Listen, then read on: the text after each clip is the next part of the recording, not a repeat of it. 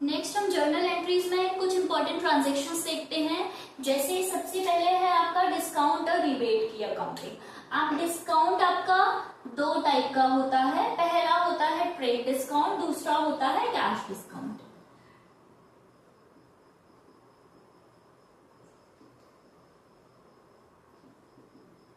Trade discount और cash discount में difference क्या होता है? जब आप वर्ड से, आप इसका जो नाम है आप उसके नाम से ही याद रखना कि ट्रेड करते टाइम आपको जो डिस्काउंट मिलेगा वो आपका ट्रेड डिस्काउंट हो गया। ट्रेड कैसे?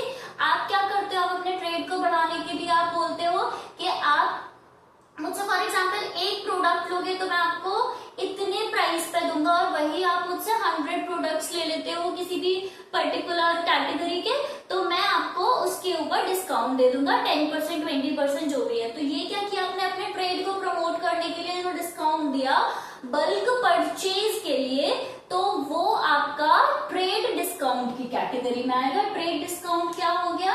जब आप ये बल्क परचेज के लिए देते हो या एक पर्टिकुलर गुड्स की स्पेसिफिक क्वांटिटी को परचेज करने के लिए आप जो डिस्काउंट देते हो वो ट्रेड डिस्काउंट होता है। अब ट्रेड डिस्काउंट के साथ आपको याद ही रखना है कि आपको ट्रेड डिस्काउंट की कोई भी अकाउंटिंग जर्नल एंट्री में नहीं करनी है।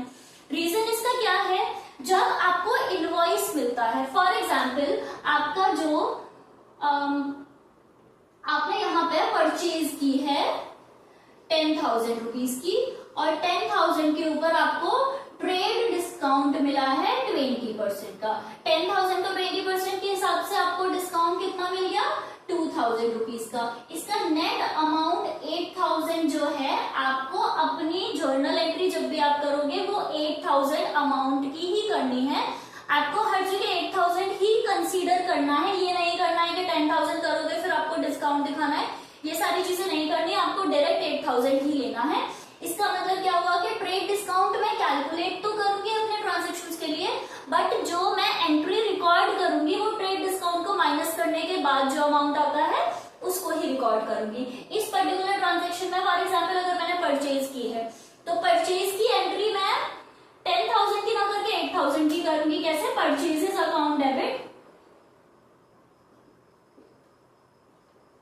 टू, जो भी अगर मैंने कैश में किया है तो टू कैश हो गया, डायरेक्ट मैंने 8,000 ही लिखा, मेरी सारी बुक्स ऑफ अकाउंट्स में 8,000 ही अमाउंट दिखेगा, आपको कहीं भी 10,000 नहीं दिखेगा।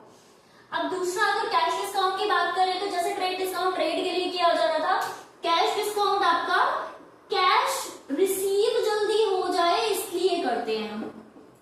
आपका कोई भी परचेजर है, आपका कोई भी क्लाइंट है, आपको लगता है कि ये स्पेसिफिक टाइम के बाद में मुझे पेमेंट करेगा, आप उसे अगर कैश डिस्काउंट दे देते हो अर्ली पेमेंट के लिए। फॉर एग्जांपल आप बोलो कि आप अगर विद इन 1 मंथ मुझे पेमेंट कर दोगे इस ट्रांजैक्शन का जो आपने परचेज की है, तो मैं आपको 2% का कैश डिस्काउंट दे दूंगी।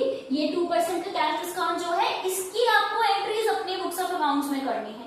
एग्जाम्पल क्या होगा?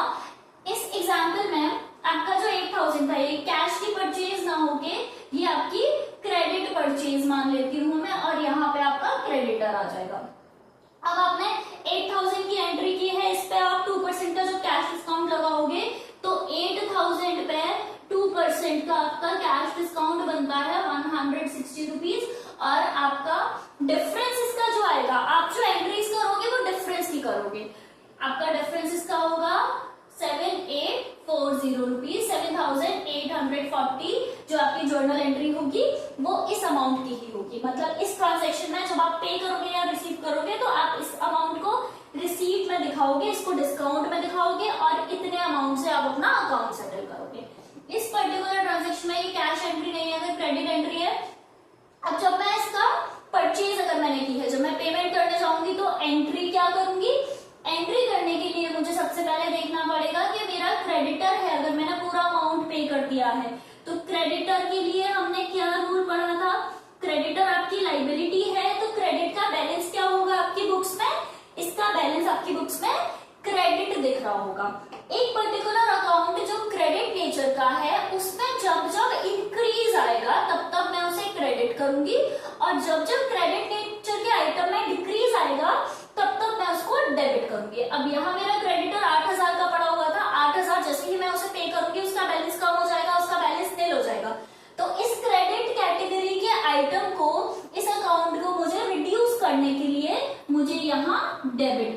होगा।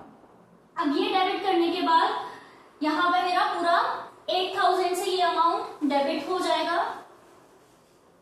क्योंकि पूरा ये 8000 मुझे उसे फ्यूचर में पे नहीं करना पड़ेगा। इस एंट्री में अब मैंने पे कितना पिक किया होगा, मैंने कैश दिया होगा 7840 रुपीज, मतलब मेरा अकाउंट पूरा 8000 से रिड्यूस हुआ है, लेकिन मेरे हाथ से जो कैश गया है वो गया है 7840। इनडायरेक्टली अगर मैं बोलूं तो मुझे डिस्काउंट रिसीव हुआ है, मुझे डिस्काउंट कितने रुपीज का रिसीव हुआ है, 160 रुपीज का।